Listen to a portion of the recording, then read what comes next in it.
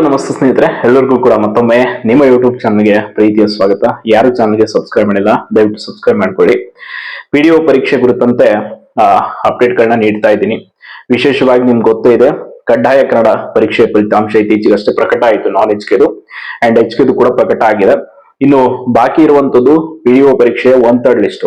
So ತುಂಬಾ ಜನ wait ಮಾಡ್ತಾ ಇದ್ದಾರೆ. ಯಾಕಂದ್ರೆ ಪರೀಕ್ಷೆ ಬರೆದು ಇನ್ನೊಂದು 4-5 ತಿಂಗಳು ಕಳೆದು ಬಿಟ್ರೆ ಬರೋಬ್ಬರಿ 1 ವರ್ಷ ಆಯ್ತು HK ಪಿಡಿಒ ಪರೀಕ್ಷೆ ಆಗಿ.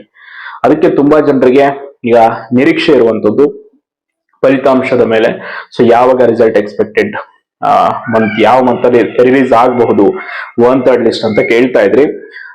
ಸೊ ಇದ್ರ ಬಗ್ಗೆ ನಾನು ಒಂದು ಮಾಹಿತಿಯನ್ನು ಕಲೆ ಹಾಕಿದ್ದೀನಿ. ವಿಶೇಷವಾಗಿ ನಿಮ್ಗೆ ಗೊತ್ತೇ ಇದೆ, ಕಾರ್ಯದರ್ಶಿಯವರ ಸಹಿ ಅಷ್ಟೇ ಬಾಕಿ ಇರೋದು ಲಿಸ್ಟ್ಗೆ ಅಂತ ಹೇಳಿದ್ರು ಹಿಂದೆ ಕೂಡ. ಅಂದ್ರೆ ಈಗ ಆಲ್ರೆಡಿ ಲಿಸ್ಟ್ ರೆಡಿ ಇದೆ, ಬಟ್ ಇನ್ನು ಬಿಡುಗಡೆ ಮಾಡೋದೊಂದು ಬಾಕಿ ಇದೆ. ಬಟ್ ಯಾವಾಗ ಬಿಡುಗಡೆ ಆಗತ್ತೆ ಏನು ಅನ್ನೋ ಒಂದು ಮಾಹಿತಿಗೆ ಸಂಬಂಧಪಟ್ಟ ಹಾಗೆ ನಾನು ತಿಳ್ಕೊಂಡಿರುವಂತದ್ದು ಅಂಡ್ ನನಗೆ ಸಿಕ್ಕಂತ ಮಾಹಿತಿ ಏನಂತಂದ್ರೆ, ಆಗಸ್ಟ್ 15ನೇ ತಾರೀಕಿನ ಒಳಗಾಗಿ HK and non HK PDO 1/3 ಎರಡೂ ಲಿಸ್ಟ್ಗಳು ಕೂಡ ಪ್ರಕಟ ಆಗುವಂತ ಸಾಧ್ಯತೆಗಳು ಇದೆ ಅಂತ ಮಾಹಿತಿ ಇದೆ. ಆಗಸ್ಟ್ 15 ಅಂತಂದ್ರೆ ಈಗ ಆಲ್ರೆಡಿ ಇನ್ನೊಂದು 30-35 ಡೇಸ್, ಬಟ್ ಅಷ್ಟು ಒಳಗಡೆ ಕೂಡ ಪ್ರಕಟ ಆಗಬಹುದು. ನೀವು ಯಾರೆಲ್ಲ ಉತ್ತಮ ಸ್ಕೋರ್ ಮಾಡಿದ್ದೀರಾ, ಫಲಿತಾಂಶದ ನಿರೀಕ್ಷೆಯಲ್ಲಿದ್ದೀರಾ, ಎಲ್ಲರಿಗೂ ಕೂಡ ಒಳ್ಳೇದಾಗ್ಲಿ. ಆಲ್ಮೋಸ್ಟ್ 1/3 ಲಿಸ್ಟ್ ರಿಲೀಸ್ ಆದ್ಮೇಲೆ ನಿಮ್ಗೆ ಗೊತ್ತೇ ಇದೆ ಪ್ರೊಸೆಸ್ ಏನು ಅಂತ. ಡಾಕ್ಯುಮೆಂಟ್ ವೆರಿಫಿಕೇಶನ್ ಇರುತ್ತೆ. ಸೊ ನಿಮ್ಮೆಲ್ಲ ದಾಖಲೆಗಳನ್ನ ಸರಿಯಾಗಿ ಇಟ್ಕೊಳ್ಳಿ. ಎಸ್ಪೆಷಲಿ ಹಾಲ್ ಟಿಕೆಟ್ ಆಗಿರ್ಬೋದು ಎಲ್ಲವನ್ನ ಕೂಡ. ತುಂಬಾ ಜನ ಒಂದಿಷ್ಟು ಮಿಸ್ಟೇಕ್ಸ್ ಗಳು ಮಾಡ್ತೀರಾ. ಏನು ಅಂತಂದ್ರೆ, ಪರೀಕ್ಷೆ ಮುಗ್ದಾದ್ಮೇಲೆ ಹಾಲ್ ಟಿಕೆಟ್ ಅನ್ನ, ಈ ಕಾರ್ಬನ್ ಕಾಪಿ ಇರುತ್ತೆ ನಾವು ಪರೀಕ್ಷೆ ಬರೆದಾಗ OMR ಜೊತೆ ಒಂದು ಕೊಟ್ಟಿರ್ತಾರೆ, ಅದನ್ನ ಎಲ್ಲಂದ್ರಲ್ಲಿ ಬಿಸಾಡ್ಬಿಡೋದು. ಅದು ಮಾಡ್ಬೇಡಿ. ನೀವು ಯಾವುದೇ ಪರೀಕ್ಷೆ ಬರೆದ್ರು ಕೂಡ OMR copy, carbon copy and hall ticket ಅನ್ನ ತುಂಬಾ ನೀಟ್ ಆಗಿ ಒಂದು ಫೈಲ್ ಹಾಕಿ ಇಟ್ಕೊಳ್ಬೇಕು. ಬಿಕಾಸ್ ನೀವು ಯಾವುದೇ ಒಂದು ಪರೀಕ್ಷೆ ಆದ್ಮೇಲೆ ಅದರ ಫಲಿತಾಂಶ ಚೆಕ್ ಮಾಡ್ಕೊಳ್ಬೇಕು, ಅದು ಇನ್ನೇನೋ ಬೇಕು ಅಂತಂದ್ರೆ ನಿಮ್ಗೆ ರಿಜಿಸ್ಟರ್ ನಂಬರ್ ಬೇಕು. ತುಂಬಾ ಜನ ಹೇಳ್ತಿರ್ತೀರ, ಮೊನ್ನೆ ಕಡ್ಡಾಯಕರಣ ಪರೀಕ್ಷೆ ಫಲಿತಾಂಶ ಬಂದಾಗೂ ಕೂಡ ಅಷ್ಟೇ, ನನ್ನ ಹತ್ರ ರಿಜಿಸ್ಟರ್ ನಂಬರೇ ಇಲ್ಲ, ಹೆಂಗ್ ಚೆಕ್ ಮಾಡ್ಕೊಳ್ಳೋದು ಅಂತ. ಸೊ ಈ ರೀತಿ ಬೇಜವಾಬ್ದಾರಿತನವನ್ನ ತೋರಿಸಬಾರ್ದು.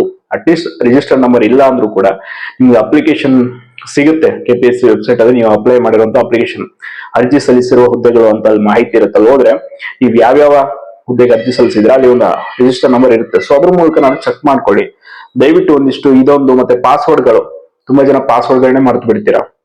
ಈ ಲಾಗಿನ್ ಪಾಸ್ವರ್ಡ್ ಅಂತವನ್ನೆಲ್ಲ ತುಂಬಾ ನೀಟ್ ಆಗಿ ಒಂದ್ ಕಡೆ ಎಲ್ಲಾದ್ರೂ ನಿಮ್ಮ ಮೊಬೈಲ್ ಅಲ್ಲೇ ಸೇವ್ ಮಾಡಿ ಇಟ್ಕೊಳ್ಳಿ. ಬಿಕಾಸ್ ಅದು ಪಾಸ್ವರ್ಡ್, ಈ ರೀತಿ ಡಾಕ್ಯುಮೆಂಟ್ಸ್ ಗಳೇ ಇಲ್ಲ ಅಂತಂದ್ರೆ ನೀವ್ ಏನ್ ಮಾಡೋಕ್ ಸಾಧ್ಯ ಒಂದು ವೆರಿಫಿಕೇಶನ್ ಆ ಸಂದರ್ಭದಲ್ಲಿ. ಅದಕ್ಕೆ ಹೇಳ್ತಾ ಇರೋದು. ಅಂಡ್ PDO ಹುದ್ದೆಯ ನಿರೀಕ್ಷೆಯಲ್ಲಿರುವಂತವರಿಗೆ ಖಂಡಿತವಾಗಿ ಅವರ ಕನ್ಸು ನನ್ಸಾಗ್ಲಿ. ಕಾರಣ ಬಹಳ ವರ್ಷಗಳ ನಂತರ ನೋಟಿಫಿಕೇಶನ್ ಆಗಿರುವಂತದ್ದು ಇದು. ಅಪ್ಕಮಿಂಗ್ PDO ನೋಟಿಫಿಕೇಶನ್ ಯಾವಾಗ ಆಗುತ್ತೆ ಅನ್ನೋದು ಇನ್ನು ಯಾವ್ದು ಮಾಹಿತಿ ಇಲ್ಲ. ಬಟ್ PDO ಹುದ್ದೆಗೆ ಹೋಗ್ಬೇಕು ಅನ್ಕೊಂಡಿರೋ ನನ್ನ ಒಂದು ಓನ್ ಎಕ್ಸ್ಪೀರಿಯನ್ಸ್ ಅಲ್ಲಿ ಮಾನಸಿಕವಾಗಿ, ದೈಹಿಕವಾಗಿ ಎರಡು ಕೂಡ ತುಂಬಾ ಗಟ್ಟಿ ಇರಬೇಕು. ಕಾರಣ ಹೆಂಗೆ ಅಂತಂದ್ರೆ, ಗ್ರಾಮ ಪಂಚಾಯತ್ಗಳಲ್ಲಿ ವರ್ಕ್ ಮಾಡೋದು ಸ್ಟ್ರೀಟ್ ಫೈಟರ್ ತರ ಇರ್ಬೇಕಲ್ಲಿ.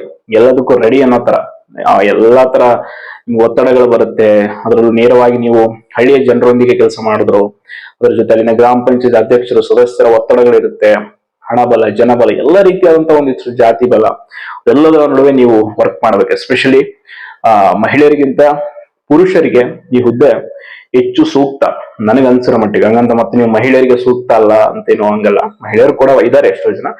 ಪುರುಷರು ಒಂದಿಷ್ಟು ಹೆಂಗೆ ಅಂತಂದ್ರೆ ವರ್ಕ್ ನ ಪ್ರೆಷರ್ ನ ಹ್ಯಾಂಡಲ್ ಮಾಡ್ತಾರೆ.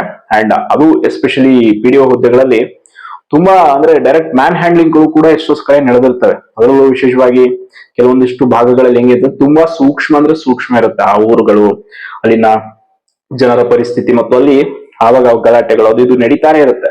ಆ ಸಂದರ್ಭದಲ್ಲಿ ನೇರವಾಗಿ PDOಗಳನ್ನ ಟಾರ್ಗೆಟ್ ಮಾಡುವಂತ ಕೆಲಸಗಳನ್ನ ಮಾಡ್ತಾರೆ. ಎಸ್ಪೆಷಲಿ ಈ ಒಂದು ಮಹಾತ್ಮ ಗಾಂಧಿ ಉದ್ಯೋಗ ಖಾತ್ರಿ ಯೋಜನೆ ಇದೆ, ಆ ಸಂದರ್ಭದಲ್ಲಿ ಜಾಬ್ ಕಾರ್ಡ್ಗಳು ಮಾಡುವಾಗ ಎಕ್ಸ್ಪೀರಿಯನ್ಸ್ ಹೆಂಗೆ ಅಂತಂದ್ರೆ, ನೀವು ಯಾವುದೇ ಒಂದು ಈವನ್ ನೀವು IAS ಆಫೀಸರ್ ಆಗಿ ಆ ಹುದ್ದೆಗೆ ಹೋಗಿ ಅಲ್ಲಿನ ಅನುಭವ ಪಡೆದ ಮೇಲೆ ಇದೆಯಲ್ಲ, ಅದು ನಿಜವಾದ ಹುದ್ದೆ ಯಾವ ರೀತಿ ನಿರ್ವಹಿಸಬೇಕು ಅನ್ನೋದನ್ನ ನಿಮ್ಗೆ ಕಲ್ಸ್ಕೊಡುತ್ತೆ. ಇವನ್ ಟ್ರೈನಿಂಗ್ ಪೀರಿಯಡ್, ನೀವು ಬೇರೆ ಬೇರೆ ಏನೋ ಓದಿದಿರಾ ಎಲ್ಲಾ ನಾಲೆಜ್ಗಿಂತ ಆ ಹುದ್ದೆಯನ್ನು ನಿರ್ವಹಿಸಬೇಕಾದಾಗ ನಿಮ್ಮಲ್ಲಿರ್ತಕ್ಕಂಥ ತಾಳ್ಮೆ, ನಿಮ್ಮಲ್ಲಿರ್ತಕ್ಕಂಥ ಜಾಣ್ಮೆ ನಿಮ್ಮನ್ನ ಆ ಹುದ್ದೆಯಲ್ಲಿ ಮುಂದುವರಿಯುವಂತೆ ಮಾಡುತ್ತೆ. ಅಂಡ್ ಆ ಹುದ್ದೆಯನ್ನು ಹೆಂಗ್ ನಿರ್ವಹಿಸಬೇಕು ಅನ್ನೋದನ್ನ ತಿಳಿಸ್ಕೊಡುತ್ತೆ. ಅಂಡ್ ವಿಶೇಷವಾಗಿ ಇನ್ನೊಂದು ಹೇಳ್ತೀನಿ, PDO ಹುದ್ದೆಗೆ ಆಯ್ಕೆ ಆಗುವವರು ದಯವಿಟ್ಟು ಕೆಲವ್ರು ಏನ್ ಮಾಡ್ಬಿಡ್ತಾರೆ ಅಂತಂದ್ರೆ, ಫಸ್ಟ್ ಯಾವುದೇ ಎಕ್ಸಾಮ್ ಪ್ರಿಪೇರ್ ಆಗಿ ದುಡ್ಡಿನ ಬಗ್ಗೆ ಯೋಚನೆ ಕೆಲವರಿಗೆ. ಆ ಹುದ್ದೆಗೆ ಹೋದ್ರೆ ಎಷ್ಟು ಇನ್ಕಮ್ ಬರುತ್ತೋ ನಾವು ಅದನ್ನ ಸ್ವಲ್ಪ ಮೈಂಡ್ ಇಂದ ಹೊರಗೆ ಬನ್ನಿ. ಬಿಕಾಸ್ ಪ್ರಜ್ಞಾವಂತರಾದಂತವ್ರು ಎಲ್ಲೋ ತಿಳಿದಂತವ್ರಾಗಿ ನಾವೇ ಅಲ್ಲಿ ಹೋಗಿ ಜನರ ದುಡ್ಡಿಗೆ ಕೈ ಚಾಚ್ಕೊಂಡು ನಿಂತ್ಕೊಂಡ್ರೆ ಏನ್ ಮಾಡಕ್ಕಾಗತ್ತೆ. ಪಾಪ ಹಳ್ಳಿ ಜನ ಇರ್ತಾರೆ. ಈ ವಿಎಗಳು ಅಷ್ಟೇ, ನಾನು ಎಲ್ಲಾ ಕಡೆ ನೋಡಿದ್ದೀನಿ. ಒಬ್ರು ವಿಎಗಳು ಕೋಟ್ಯಾಂತರ ರೂಪಾಯಿ ಮನೇನ ಕಟ್ಸಿದ್ದಾರೆ, ಅಷ್ಟೊಂದು ಅಕ್ರಮಗಳನ್ನ ಮಾಡ್ತಾರೆ. ದಯವಿಟ್ಟು ನಾವೇ ಆ ರೀತಿಯಾಗಿ ನಮ್ಮ ಮನಸ್ಥಿತಿಯನ್ನು ಇಟ್ಕೊಂಡ್ಬಿಟ್ರೆ ನಾವು ಸಮಾಜಕ್ಕೆ ಏನನ್ನ ಕೊಡುಗೆ ನೀಡಿದಂಗಾಗುತ್ತೆ. ನಮ್ಮ ಸೇವೆ ಏನಿರುತ್ತೆ ಅದಕ್ಕೆ ಬರೀ ಶಿಕ್ಷಣ ಪಡೆಯೋದು, ಉದ್ಯೋಗ ಪಡೆಯೋದಷ್ಟೇ ಅಲ್ಲ, ನಮ್ಮ ನೈತಿಕ ಮೌಲ್ಯಗಳನ್ನ ಉಳಿಸ್ಕೊಂಡು ಹೋಗೋದು ಕೂಡ ತುಂಬಾ ಇಂಪಾರ್ಟೆಂಟ್. ನೈತಿಕ ಮೌಲ್ಯಗಳೇ ಇಲ್ಲ ನಮ್ಮ ಹತ್ರ ಅಂತಂದ್ರೆ ಯಾವ ಹುದ್ದೆಗೆ ಹೋದ್ರೂ ಕೂಡ ನಾವು ಎಂತಹ ಗೌರವಿತ ಸ್ಥಾನ ಪಡೆದ್ರು ಕೂಡ ಅದು ವ್ಯರ್ಥ ಆಗ್ಬಿಡುತ್ತೆ. ಸೊ ಅದಕ್ಕೆ ನನಗೆ ತಿಳಿದ ಮಟ್ಟಿಗೆ ಇಷ್ಟು ಮಾಹಿತಿಯನ್ನು ತಿಳಿಸಿದ್ದೀನಿ. ಧನ್ಯವಾದ.